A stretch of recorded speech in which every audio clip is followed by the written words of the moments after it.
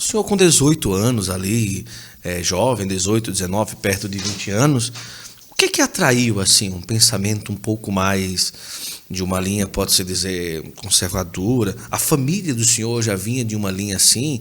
Como jovem, o senhor pensava dessa forma? Por que foi atraído? Tinha algo disso, inclusive o meu avô, por ser fazendeiro, então com isso tinha uma certa relação. Tinha recebido pessoas da TFP na fazenda, via livros lá na casa, então isso vai ficando na cabeça do jovem. E na minha cidade, quando eu completei 16 anos, ainda estava estudando o curso, aquele tempo se chamava ginásio, né? Sim, o ginásio. Olha, gente, eu não sou tão velho assim, eu nasci em 1972, eu vou completar 50 anos. É que mudou muito o Brasil. Mudou muito. E na época, chamava-se aquele tempo correspondente da TFP, mudou-se para a minha cidade, ia ser o gerente do Banco do Brasil. Tá. E eu fiz um estágio no Banco do Brasil. Éramos vizinhos. E começamos a conversar. Olha como começou a conversa, já que você está falando aqui. Isso cidade, mesmo. Era uma cidade conhecida por exportar charutos para o mundo inteiro. Olha aí. A Suerdic existia naquele tempo lá. E passávamos em frente à Suerdic e ele me perguntou: o que é isso aqui? A fábrica de charutos? Comecei a explicar para ele o que era a fábrica de charutos, etc. Que a minha família fornecia, inclusive a fazenda, fumo e tal. E aí ele começou a me contar, a conversar, etc. Aí começou a falar da TFP, como é que era e tal. E me convidou para as reuniões em Salvador. Depois eu frequentei, foi uma ou duas reuniões, gostei. E quando mudei para fazer a faculdade em Salvador Cursinho, aí me identifiquei. Agora ali, anos 80, final dos anos 80, né? Exatamente, não, 89. Era raro ter um apoio de igreja em relação a isso, porque ali era o auge da teologia da libertação. É real. Né? Então, se o senhor ia para a missa, o senhor via totalmente o contrário daquilo que vivia que se falava na TFP. Né? Não, foi muito difícil porque criou-se uma distância. Como é que você voltou coisa dessa? Era tão católico, era coroinha na igreja. É como se não fosse mais católico. Exatamente. Você não faz ideia. Você era tão católico. Não, o pároco da minha cidade, que eu gosto muito dele, tenho uma boa relação com ele, na época não entendeu, tivemos discussão e tal, ele me chamava e polemizava, mas foi interessante, foi um período bom. Agora, engraçado, não era uma ordem, né? E mesmo assim incomodava, mesmo sendo um grupo de leigos, né? Que estudava, que falava. Não é fácil. Você perguntou, você está me lembrando agora, voltando um pouco, como é que nasceu um pouco a questão da vocação. Vivia uma coisa que a gente nem pensa. Sim. Porque a gente tem tanta coisa para fazer que esquece de pensar em si, graças a Deus. E eu me lembrei agora. Eu tinha 14, não, menos. Eu fiz a primeira Eucaristia com 8 anos. Minha primeira Eucaristia eu fiz com o então cardeal. Ele era de Maceió. Sim. Maceió, Dom Avelar Brandão Vilela. Sim. E ele te criei uma relação boa com ele, e todo ano que ele ia na minha cidade só me confessava com ele. Então ele fez minha primeira Eucaristia, me confessei a primeira vez com ele, depois todo ano que ele ia, acolitava as missas dele, e teve um ano que eu comecei a querer me afastar um pouco da igreja. Eu tinha uns 14 anos. Ele mandou chamar em casa. Olha! Que ele não veio? Aí me mandou, tive que ir lá explicar para ele das minhas razões, etc. E aí, a partir daí, ele começou a me incentivar um pouco a questão do sacerdócio também. Eu vi que ele me fez uma carta, eu tenho guardado até hoje essa carta, incentivando a vocação religiosa. Por isso que todo mundo imaginava que eu sairia dali para um seminário. Cheguei aí a conhecer os beneditinos, não, os cistercienses, em Mundo Novo, Jequitibá, fui lá. Tinha um maragujipano também que era monge cisterciense e me convidou para conhecer. Mas ninguém imaginava que eu fosse entrou para a TFP, então deixou de ser católico, ou ficou outra de direita, e aí começou. Imagina a confusão dentro da família, uns favoráveis, outros contra, aí teve de tudo. E o senhor firme e forte foi até lá. Tinha que ser, né? Tinha que manter a linha. E quando menos esperou, aconteceu de nascer os arautos do Evangelho. Exatamente. Houve alguma dúvida se o senhor seguiria? Ou ali o senhor já disse, não, aqui mesmo eu vou participar desse início aqui? Olha, vou ser sincero, já que a gente não pode mentir, também fica feio. Para mentir de público assim, ainda mais gravando, fica mal. E rede social hoje em dia é complicado. É verdade. Hoje, você diz outra coisa, como é que é isso e tal.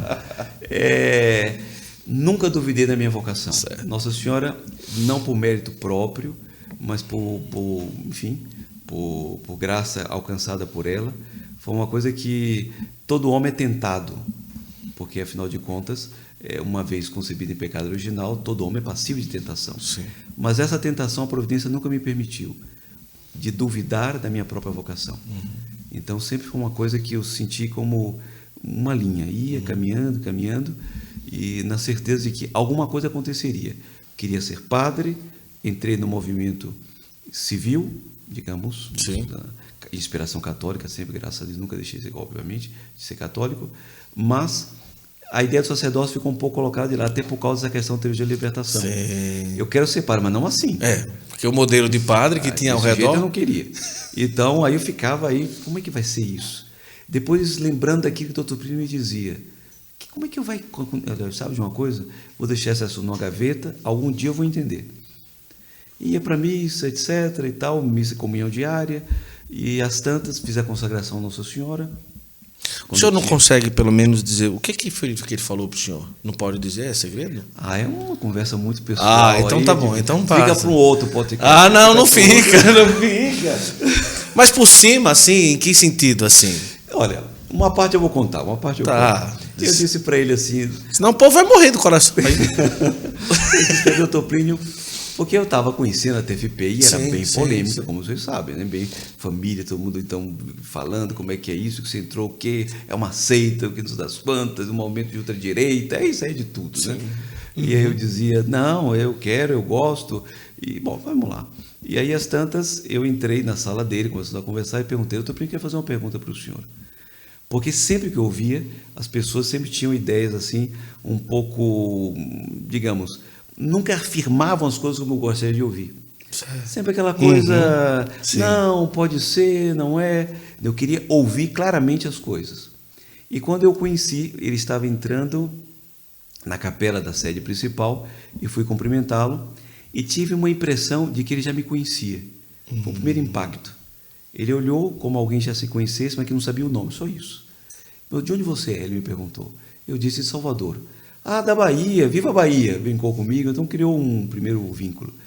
Aí me chamou para uma conversa particular, e essa eu perguntei, eu queria saber do senhor uma coisa. O senhor acha que eu tenho realmente vocação para pertencer à TFP? Eu disse, já sei que ele vai dizer, olha, pense bem. Vamos discernindo. Exatamente. Não tenho a menor dúvida. Olha. Aí eu tive um arrepio. Alguém que afirma as coisas. Então, esse aí é uma pessoa para seguir. Ele tem certezas. E eu senti tanta convicção no que ele dizia, que eu disse, não, isso aqui eu tenho que seguir.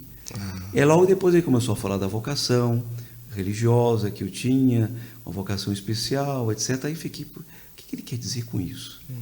E aí ele começou a discorrer um pouco, porque se é um movimento civil, quem tem que dizer essa vocação aqui, não ficou muito claro. É como se o senhor já percebesse que no coração dele já tinha esse desejo. Isso me ficou muito claro.